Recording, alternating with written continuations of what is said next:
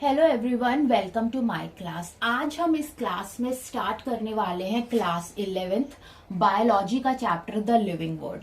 तो class 10th वालों को भी उनके सेपरेट वीडियोस मिल जाएंगी और मैं क्लास 11th बायोलॉजी भी स्टार्ट कर रही हूँ। तो आज हम स्टडी करेंगे क्लास 11th बायोलॉजी का first chapter the living world. तो चलिए स्टार्ट करते हैं।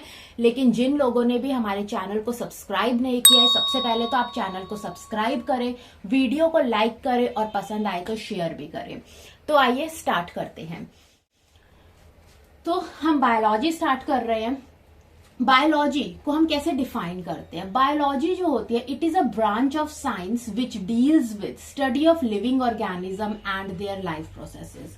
तो बायोलॉजी क्या है? एक साइंस की ब्रांच है जिसके अंदर हम लिविंग ऑर्गेनिजम्स की स्टडी करते हैं और उनसे जुड़े लाइफ प्रोसेसेस जो उनके जीने के लिए जरूरी हैं। लाइफ प्रोसेसेस जैसे कि circulation, respiration, nutrition, transportation, excretion, metabolism. तो ये सारे क्या है? लाइफ प्रोसेसेस है जो एक इंसान के जीने के लिए जरूरी है। तो बायोलॉजी वो ब्रांच है साइंस की जिसके अंदर हम लिविंग ऑर्गेनिज्म की स्टडी करते हैं और उनसे जुड़े लाइफ प्रोसेसेस के बारे में स्टडी करते हैं। अब यहां पर कई बार पूछ लेते हैं कि who is the father of biology. तो एरिस्टोटल जो है उनको फादर ऑफ बायोलॉजी बोला गया है क्योंकि ये पहले पर्सन थे जिन्होंने बायोलॉजी की स्टडी करी और अपनी observation the. Now, second point, life is a characteristic that differentiate non-living objects from living forms. अब लाइफ जो है एक ऐसी करेक्टरिस्टिक क्वालिटी है जो लिविंग ऑर्गेनिजम्स को नॉन लिविंग ऑब्जेक्ट से क्या करती है? डिफरेंशिएट करती है, अलग बनाती है। ठीक है, तो क्या क्या ऐसे करेक्टरिस्टिक होने चाहिए कि हम किसी भी चीज को living organism, living being consider कर सके। ओके, तो अब हम पढ़ेंगे next characteristic of living beings. ठीक है, लेकिन इससे पहले मैं आपको बता दूं कि दो तरीके की प्रॉपर्टीज होती है। एक होती है डिफाइनिंग प्रॉपर्टी और एक होती है नॉन डिफाइनिंग प्रॉपर्टी।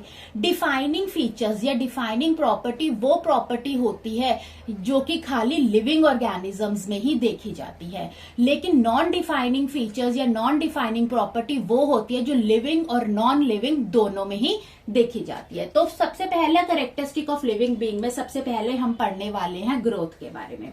ग्रोथ क्या होती है? द इरिवर्सिबल इंक्रीज इन मास और overall size of tissue and organism और इट्स पार्ट। ग्रोथ का मतलब है कि बायोमास का बढ़ना, और ये जो इंक्रीज हो रहा है बायोमास में, ये क्या है? इरिवर्सिबल। एक बार बढ़ गया तो वापस से ये घटेगा नहीं। तो इरिवर्सिबल इंक्रीज होना बायोमास में, या फिर टिश्यू के साइज में या फिर टिश्यू का साइज बढ़ना। और अगर टिश्यू का साइज बढ़ेगा तो ऑर्गेनिज्म बढ़ेगा, है ना, और ऑर्गेनिज्म बढ़ेगा या उसके पार्ट्स में क्या होगा? वो भी बढ़ेंगे। तो इस चीज को हम क्या कहते हैं? ग्रोथ कहते हैं। तो ग्रोथ क्या होती है? इरिवर्सिबल इंक्रीज होता है मास में या overall size of tissue. Tissue बढ़ता है तो ऑर्गेनिज्म और उसके पार्ट्स भी क्या होते हैं? बढ़ते हैं। तो हम क्या कर सकते हैं कि बायोमास का बढ़ना और उसके साथ साथ टिश्यू का साइज बढ़ना मतलब नंबर ऑफ सेल्स का बढ़ना। तो ये दोनों ही क्या है? आपस में ट्विन करेक्टरिस्टिक है। ठीक है, तो इंक्रीज इन बायोमास या increase in number of cell, इसको हम क्या कहते हैं? ग्रोथ कहते हैं। और ये कैसी होती है? ये इरिवर्सिबल होती है। नेक्स्ट पॉइंट अब हम देखते हैं कि अब हमें किस तरीके की ग्रोथ हम अलग अलग ऑर्गेनिजम्स में ऑब्जर्व करते हैं। तो सबसे पहले हम देखते हैं कि प्लांट्स जो होते हैं through out the life continuously grow करते हैं। और प्लांट्स कैसे ग्रो करते हैं? सेल डिवीजन से ग्रो करते हैं।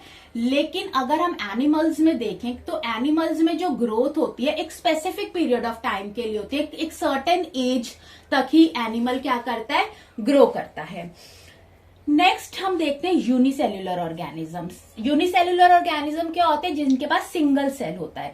अब यूनिसेल्युलर ऑर्गेनिज्म में जो ग्रोथ होती है और जो रिप्रोडक्शन होती है वो सिनोनिमस होती है।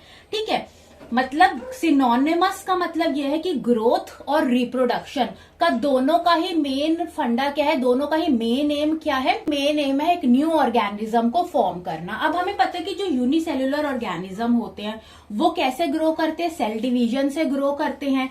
ठीक है, और यूनिसेलुलर ऑर्गेनिज्म सबसे पहले एक सेल होता है, वो प्रॉपर ग्रोथ अचीव करेगा और उसके बाद वो डिवाइड हो जाएगा दो न्यू ऑर्गेनिज्म में। इसीलिए हमने कहा कि जो यूनिसेलुलर ऑर्गेनिजम्स होते हैं उनके अंदर ग्रोथ और रिप्रोडक्शन सिनोनिमस होती है, यानी दोनों का ही मेन एम क्या होता है, दोनों का ही मेन एम होता है एक न्यू ऑर्गेनिज्म को फॉर्म करना, क्योंकि यूनिसेलुलर ऑर्गेनिज्म में सेल क्या करता है, ग्रो करता है और वो डिवाइड हो जाता है।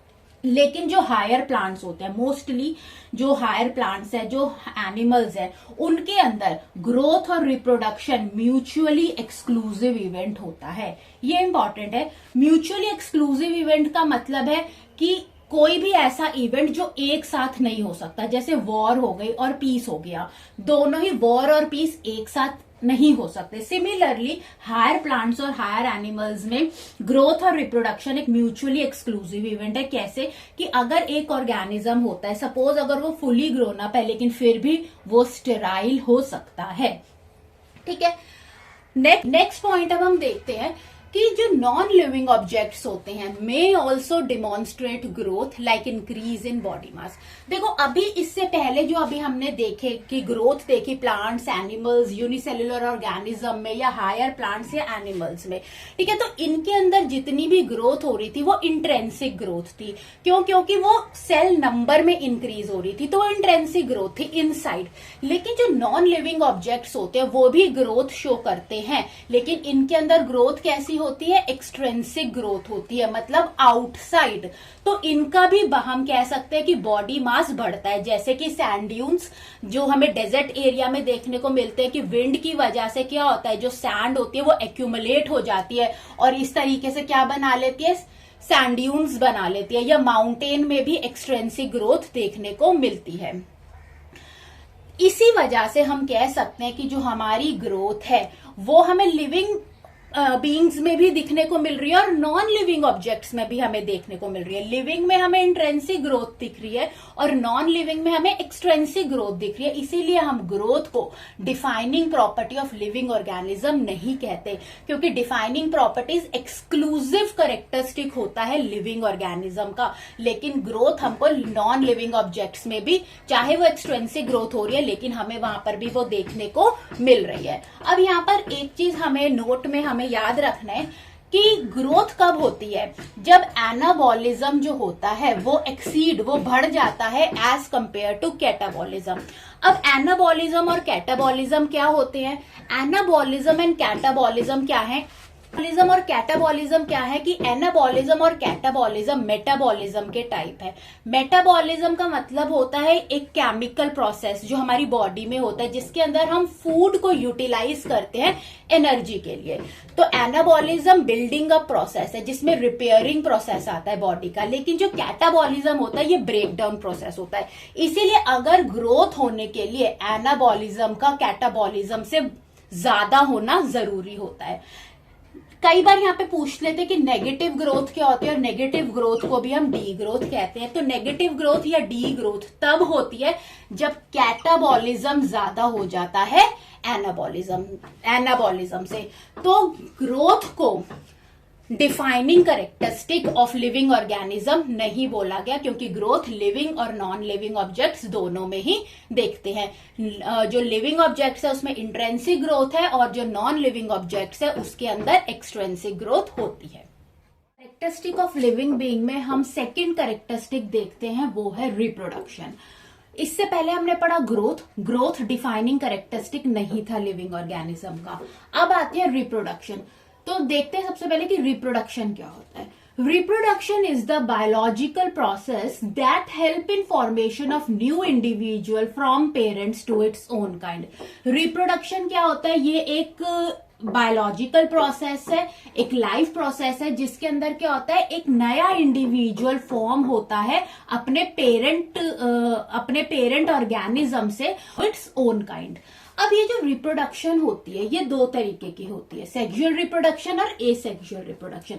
सेक्सुअल रिप्रोडक्शन का मतलब ये है कि इस तरीके के रिप्रोडक्शन में मेल और फीमेल दोनों ही इंडिविजुअल क्या करते हैं, पार्टिसिपेट करते हैं। यानी इसके अंदर मेल गैमेट्स मेल गैमेट्स क्या होते हैं, जो मेल से आते हैं यानी मेल जर्म सेल, और फीमेल गैमेट्स यानी फीमेल जर्म सेल जो फीमेल से आते हैं। तो दोनों ही गैमेट्स का क्या होता है, फ्यूजन होता है। लेकिन एसेक्सुअल रिप्रोडक्शन में क्या होता है, सिर्फ सिंगल पेरेंट ही इन्वॉल्व होता है, यानी इसके अंदर गैमेट्स का, मेल और फीमेल गैमेट्स का फ्यूजन नहीं होता। नेक्स्ट हम देखते हैं एसेक्सुअल रिप्रोडक्शन के टाइप्स। जैसे कि पहला टाइप आता है फिजन। फिजन हमें इकोलाई बैक्टीरिया है उसके अंदर देखने को मिलता है। स्पोर फॉर्मेशन में एग्जाम्पल आता है राइजोपस, फ्रैगमेंटेशन में एग्जाम्पल यीस्ट, बडिंग में हाइड्रा, रीजनरेशन में प्लेनेरिया। ठीक है, नेक्स्ट अब हम देखते हैं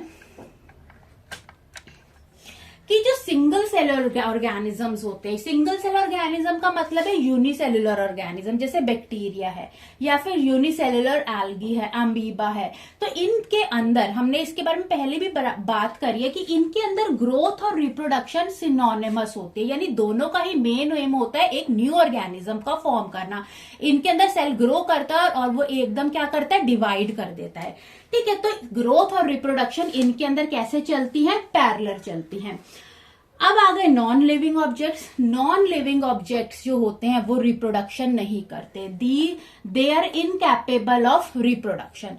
तो जो रिप्रोडक्शन है ये नॉन लिविंग ऑब्जेक्ट्स का कैरेक्टरिस्टिक फीचर नहीं है, लेकिन फिर भी रिप्रोडक्शन जो होती है ये इसको डिफाइनिंग फीचर या डिफाइनिंग कैरेक्टरिस्टिक नहीं माना गया। वो इसीलिए नहीं माना गया, रीजन ये है कि कुछ ऐसे लिविंग ऑर्गेनिज्म होते हैं जो कुछ या तो कुछ कंडीशंस की वजह से ऐसे हो जाते हैं कि वो रिप्रोड्यूस नहीं कर सकते। कुछ लिविंग ऑर्गेनिजम्स रिप्रोड्यूस नहीं कर सकते, जैसे कि वर्कर बी हो गया, म्यूल हो गया, या कुछ इनफर्टाइल कपल होते हैं। तो बहुत सारे लिविंग ऑर्गेनिजम्स ऐसे होते हैं जो स्टेराइल होते हैं। इसी की वजह से रिप्रोडक्शन को डिफाइनिंग प्रॉपर्टी नहीं बोला जाता लिविंग ऑर्गेनिज्म की। क्यों? क्योंकि जो डिफाइनिंग प्रॉपर्टीज होती है, डिफाइनिंग कैरेक्टरिस्टिक वही होता है जो कि एक तो एक्सक्लूसिव होना चाहिए, प्लस अगर वो लिविंग ऑर्गेनिज्म का डिफाइनिंग कैरेक्टर है, इसका मतलब यह कि हर लिविंग ऑर्गेनिज्म के अंदर वो फीचर प्रेजेंट होना ही चाहिए। लेकिन रिप्रोडक्शन यहां पर ठीक है लिविंग बीइंग्स में हो रहा है, नॉन लिविंग बीइंग्स में नहीं हो रहा, लेकिन सारे लिविंग ऑर्गेनिजम्स रिप्रोड्यूस नहीं कर पाते। कुछ स्टेराइल भी होते हैं, जैसे वर्कर भी हो गया, म्यूल हो गया, या कुछ इनफर्टाइल कपल्स भी होते हैं। इसीलिए रिप्रोडक्शन डिफाइनिंग कैरेक्टरिस्टिक नहीं है। Okay, third characteristic of living being में हम स्टडी करेंगे मेटाबॉलिज्म को। अब मेटाबॉलिज्म से पहले हमने देखा कि ग्रोथ था, ग्रोथ डिफाइनिंग फीचर नहीं था। क्यों? क्योंकि ग्रोथ जो थी लिविंग में भी हो रही है, इंट्रेंसिक ग्रोथ, लेकिन एक्सट्रेंसिक ग्रोथ नॉन लिविंग में भी हो रही है। इसीलिए ये जो ग्रोथ थी वो एक्सक्लूसिव फीचर नहीं था लिविंग ऑर्गेनिजम्स का। ठीक है, नेक्स्ट हमने देखा रिप्रोडक्शन। अब रिप्रोडक्शन जो था ठीक है नॉन लिविंग थिंग्स में नहीं हो रहा, लिविंग थिंग्स में हो रहा है, लेकिन हर लिविंग ऑर्गेनिज्म में रिप्रोडक्शन नहीं होता। कुछ लिविंग ऑर्गेनिज्म ऐसे जो स्टेराइल होते हैं, इसलिए रिप्रोडक्शन को भी डिफाइनिंग फीचर नहीं बोला गया। रिप्रोडक्शन के बाद जो थर्ड आता है वो आता है मेटाबॉलिज्म। तो सबसे पहले मेटाबॉलिज्म क्या होता है? मेटाबॉलिज्म जो होता है ये एक केमिकल रिएक्शन है जो हर लिविंग ऑर्गेनिज्म के अंदर होता है। ठीक है, तो और लिविंग ऑर्गेनिज्म के अंदर कहाँ होता है ये बॉडी के अंदर? ये होता है सेल के अंदर। इन केमिकल रिएक्शंस की वजह से क्या होता है कि जो हमारे जो बॉडी के सेल्स होते हैं वो फूड को यूटिलाइज करते हैं और एनर्जी क्या करते हैं, प्रोड्यूस करते हैं। तो हम सारे लिविंग ऑर्गेनिज्म में क्या होते हैं, बहुत सारे केमिकल्स प्रेजेंट है। इन केमिकल्स में ट्रांसफॉर्मेशन होता है, इन केमिकल्स में क्या होता है, ट्रांसफॉर्मेशन होता है। और ये जो केमिकल रिएक्शंस होते हैं ये विद इन द सेल होते हैं, और मेन इनका काम क्या होता है कि जो फूड होता है उसको यूटिलाइज कर एनर्जी को क्या करना, प्रोड्यूस करना। तो ये जो मेटाबॉलिज्म होता है ये दो चीजों से मिलकर बना हुआ है। It is a sum of all anaerobic and catabolic chemical reaction which occur in a living organism. और लिविंग ऑर्गेनिज्म में कहाँ होता है, इनसाइड दी सेल होता है। तो टाइप्स ऑफ मेटाबॉलिज्म आता है एनाबॉलिज्म और कैटाबॉलिज्म। एनाबॉलिज्म जो होता है ये कंस्ट्रक्टिव प्रोसेस है और कैटाबॉलिज्म जो है ब्रेक डाउन प्रोसेस है। तो कैटाबॉलिज्म का एग्जाम्पल है जैसे कि रेस्पिरेशन। तो अब कैटाबॉलिज्म में क्या होता है कि जो फूड हम लेते हैं वो फूड क्या होता है, ब्रेक डाउन होता है। हमारा जो सेल होता है उस फूड को यूटिलाइज करता है, उस फूड को, हमारे सेल के अंदर जो केमिकल रिएक्शंस होते हैं उस फूड को तोड़ते हैं, ठीक है, और एनर्जी क्या करते हैं, प्रोड्यूस करते हैं। तो कैटाबॉलिज्म ब्रेक डाउन प्रोसेस होता है। एनाबॉलिज्म एक कंस्ट्रक्टिव प्रोसेस है जो कि प्लांट्स में, जैसे फोटोसिंथेसिस इसका एग्जाम्पल है। अब फोटोसिंथेसिस में क्या होता है कि जो कार्बन होता है, बहुत सारे कार्बन के सोर्स को यूज कर उनमें क्या किया जाता है, बहुत सारे कार्बन सोर्स को यूज कर क्या बनाया जाता है, ग्लूकोज बनाया जाता है। तो ये कंबाइनिंग प्रोसेस है, एक कंस्ट्रक्टिव प्रोसेस है। तो मेटाबॉलिज्म जो होता है ये हर लिविंग ऑर्गेनिज्म में देखने को मिल रहा है। हर लिविंग ऑर्गेनिज्म एक दूसरे से ड्रास्टिकली डिफरेंट है, ठीक है, लेकिन अगर मेटाबॉलिज्म की बात करें तो सब में मेटाबॉलिज्म जो हो रहा है वो अनयूजुअली क्या हो रहा है, सेम हो रहा है। तो ठीक है, अब हम बात करते हैं लिविंग ऑब्जेक्ट्स की। तो लिविंग ऑब्जेक्ट्स के अंदर मेटाबॉलिज्म नहीं होता। No living objects exhibit metabolism. तो मेटाबॉलिज्म के लिए क्या चाहिए, सेल चाहिए। मेटाबॉलिज्म हमेशा इनसाइड द सेल होते हैं। मेटाबॉलिज्म सेल फ्री बॉडी के अंदर नहीं होता। अब जो भी रिएक्शन इनसाइड द बॉडी होते हैं ऐसे रिएक्शंस को हम क्या कहते हैं, इन वीवो कहते हैं। इन वीवो मतलब कि इनसाइड, ठीक है। अब एनसीईआरटी की एक लाइन है कि an isolated metabolic reaction in a test tube. Test tube के अंदर जो भी हम केमिकल रिएक्शंस करते हैं, टेस्ट ट्यूब के अंदर हम बेसिकली जो भी केमिकल रिएक्शन कर रहे हैं, यानी जो भी केमिकल रिएक्शन एक ग्लास के अंदर हो रहे हैं, टेस्ट ट्यूब के अंदर हो रहे हैं, वो उन रिएक्शंस को हम इन विट्रो कहते हैं। इन विट्रो मतलब आउटसाइड द लिविंग सिस्टम और इन विवो मतलब इनसाइड द लिविंग सिस्टम, ठीक है। तो ये कह रहे हैं कि अगर कोई हम रिएक्शन, एक केमिकल रिएक्शन जो हम इन विट्रो कर रहे हैं, ठीक है, कोई भी एक मेटाबॉलिक रिएक्शन हम कर रहे हैं, इन विट्रो कह रहे हैं, तो ये रिएक्शन ना ही लिविंग है और ना ही नॉन लिविंग है। लेकिन हम ये कह सकते हैं कि हम ये श्योरली ये कह सकते हैं कि सपोज ये ग्लास है, इस ग्लास के टेस्ट ट्यूब में क्या हो रहा है, एक मेटाबॉलिक रिएक्शन हो रहा है। अब क्योंकि ये बाहर हो रहा है, आउटसाइड द लिविंग बॉडी हो रहा है, ठीक है, एक सेल फ्री इन्वायरमेंट में हो रहा है, तो हम कहेंगे कि एक नॉन लिविंग रिएक्शन है ना। हम इसको नॉन लिविंग मानेंगे, लिविंग नहीं मानेंगे। क्यों? क्योंकि यहाँ पे सेल बॉडी नहीं है, यहाँ पर एक ग्लास में एक टेस्ट ट्यूब में रिएक्शन हो रहा है, इसलिए डेफिनेटली ये एक नॉन लिविंग है।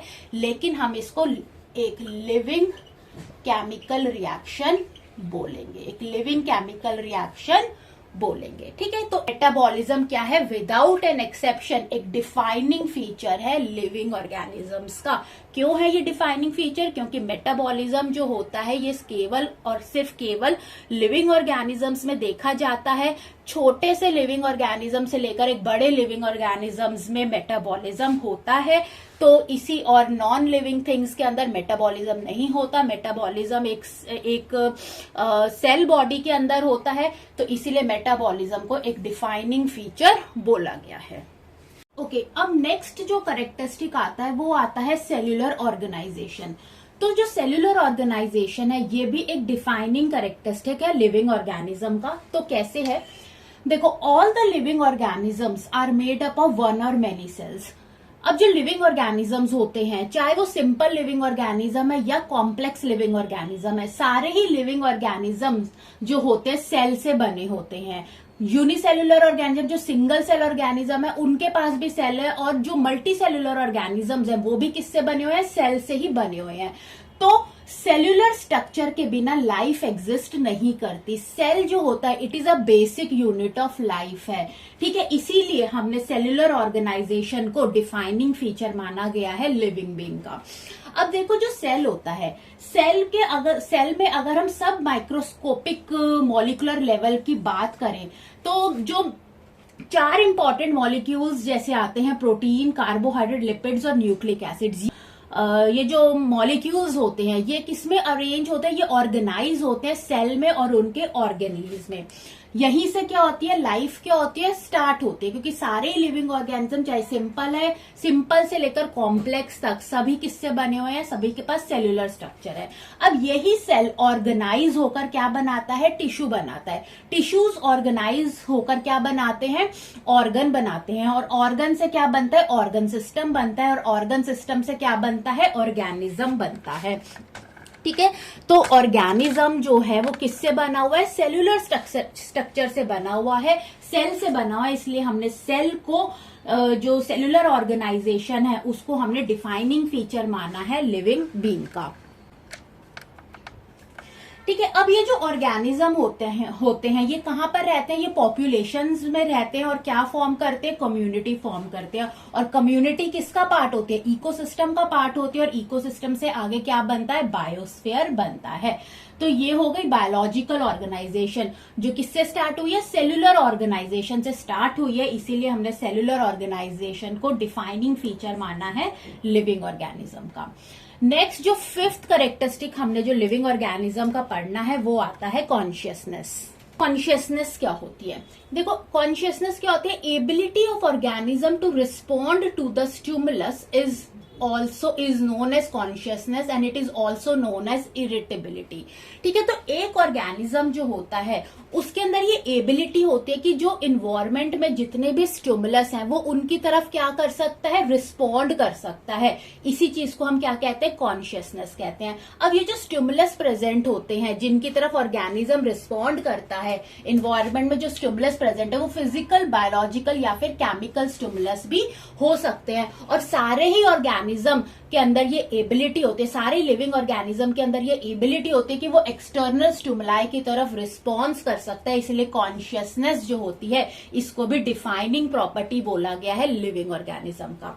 अब यहाँ पर एक लाइन आती है कि human being is only organism who aware of himself and this is called self consciousness. अब देखो जो ह्यूमन बीइंग है, सभी लिविंग ऑर्गेनिज्म में से जो ह्यूमन बीइंग है उसके पास कैसी एबिलिटी होती है, उसके पास सेल्फ कॉन्शियसनेस भी होती है। तो सेल्फ कॉन्शियसनेस को कॉन्शियसनेस के साथ कंफ्यूज नहीं करना है, क्योंकि सेल्फ कॉन्शियसनेस क्या होता है, एक हाइटेंड सेंस ऑफ अवेयरनेस होता है। तो यहां पर एक असर्शन रीजनिंग टाइप क्वेश्चन आता है कि एजर्शन ये बोला जाता है कि consciousness is a defining property of living organism, और इसका रीजन दिया जाता है कि human being is only organism who aware of himself. तो यहाँ पर एजर्शन और रीजन दोनों ही स्टेटमेंट्स अपने आप में क्या है, करेक्ट है कि यस कॉन्शियसनेस एक डिफाइनिंग प्रॉपर्टी है लिविंग ऑर्गेनिज्म की, क्योंकि हर लिविंग ऑर्गेनिज्म एक्सटर्नल एनवायरमेंट में जो भी स्टिमुलस है उसकी तरफ रिस्पॉन्ड करता है। और सेकेंड स्टेटमेंट है कि ह्यूमन बीइंग भी केवल एकमात्र ऐसा ऑर्गेनिज्म है जिसके पास हाइटेंड सेंस होती है अवेयरनेस की, कि वो खुद के बारे में भी अवेयर होता है। इसलिए ह्यूमन बीइंग के पास क्या होती है, सेल्फ कॉन्शियसनेस भी होती है। लेकिन दोनों ही स्टेटमेंट्स अपने आप में करेक्ट है, असर्शन भी अपने आप में करेक्ट स्टेटमेंट है, रीजनिंग भी अपने आप में करेक्ट स्टेटमेंट है। लेकिन यहाँ पर जो रीजन दिया गया है वो असर्शन को प्रूव नहीं करता, वो असर्शन का रीजन नहीं है। तो इसके अंदर आंसर जो होगा वो बी होगा। अब यहाँ पर एक चीज और नोट में आती है कि जो कोमा पेशेंट होते हैं उनको लिविंग माना जाता है, कोमा पेशेंट होते हैं उनको लिविंग माना जाता है या नॉन लिविंग माना जाता है या सस्पेंडेड लाइफ माना जाता है या फिर कांट एक्सप्लेन। तो ये चार ऑप्शन हमको मिलती हैं। अब देखो जो कोमा पेशेंट होता है, जो पर्सन कोमा में होता है, इसका मतलब ये है कि उसका जो ब्रेन है वो कहां पर जा चुका है, डीप स्टेट ऑफ अनकॉन्शियसनेस में जा चुका है, जो कि 6 घंटे से भी ज्यादा हो चुकी है। ठीक है। डीप स्टेट ऑफ अनकॉन्शियसनेस का मतलब होता है कि वो अपनी सराउंडिंग्स के बारे में अनअवेयर है। ठीक है। वो जाग नहीं सकता, वो अपनी सराउंडिंग्स, वो अपने जो एनवायरनमेंट में स्टिमुलस है उनकी तरफ वो रिस्पॉन्ड नहीं कर सकता। तो ऐसे पर्सन को हम क्या बोलते हैं, ब्रेन डेड बोलते हैं। लेकिन बेशक वो अनकॉन्शियस स्टेट में है, वो डीप स्टेट ऑफ अनकॉन्शियसनेस में है, वो इन्वायरमेंट में जो स्टिमुलस है उनकी तरफ रिस्पॉन्ड नहीं कर पा रहा, लेकिन उसका जो बॉडी सिस्टम है वो अभी भी क्या है, फंक्शनिंग में है। तो अगर उसकी कॉन्शियसनेस रिट्रीव हो सके तो ऐसे पर्सन को हम सस्पेंडेड लाइफ कहते हैं, टेम्पररी जो स्टॉप हो रखी है। लेकिन अगर उसकी कॉन्शियसनेस रिट्रीव हो गई तो दोबारा से वो पर्सन क्या हो जाएगा, लिविंग हो जाएगा। तो अभी कोमा पेशेंट की स्टेट को हम क्या कहते हैं, सस्पेंडेड लाइफ कहते हैं। तो यहां पर हमने कैरेक्टरिस्टिक ऑफ लिविंग बीइंग्स के अंदर हमने 5 इंपॉर्टेंट कैरेक्टरिस्टिक पढ़े, जिसमें हमने सबसे पहले क्या पढ़ा, सबसे पहले हमने ग्रोथ पढ़ा जो कि डिफाइनिंग फीचर नहीं था। दूसरा हमने रिप्रोडक्शन पढ़ा, रिप्रोडक्शन भी डिफाइनिंग फीचर नहीं था। थर्ड हमने मेटाबॉलिज्म पढ़ा जो बिल्कुल विदाउट एनी एक्सेप्शन एक डिफाइनिंग फीचर था। फोर्थ हमने पढ़ा सेल्यूलर ऑर्गेनाइजेशन, जो कि एक डिफाइनिंग फीचर है, और फिर हमने पढ़ा कॉन्शियसनेस, पांचवा, डेट इज कॉन्शियसनेस, जो कि एक डिफाइनिंग फीचर है। तो आई होप आपको ये लेक्चर समझ आया होगा, और अगर आपको ये वीडियो पसंद आए तो आप इसे जरूर लाइक करें, अपने कमेंट्स ड्रॉप करें, चाहे तो शेयर करें, और हमारे चैनल को जरूर सब्सक्राइब करें। Thanks for watching.